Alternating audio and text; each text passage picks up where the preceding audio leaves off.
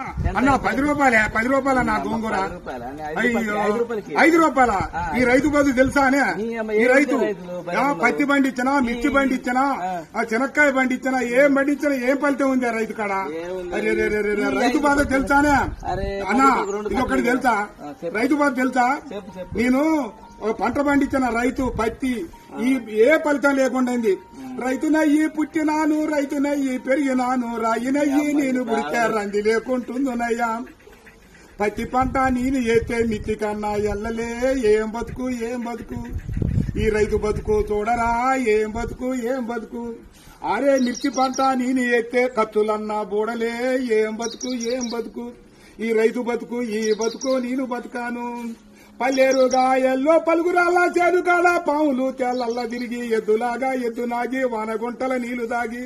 ముళ్ళ కంచాలెక్కి దూకితే గడ్డి మోపే గొంగడాయే పెంటగడ్డే పక్కల ఎత్తుని అమ్మ బతుకు ఏం బతుకు ఏం బతుకన్నా ఈ రైతు బతుకు ఏం బతుకు అయ్యా 5 రూపాయలకు అడుగుతావు 6 నెలల బట్టి సాదుకొని నీ ఇంటికి వచ్చి బండి నీళ్ళు 5 రూపాయల కోసం అడుగుతావు ఈ రైతు బతుకు ఎక్కడైనా చూసుకోలేవా అయ్యయ్యో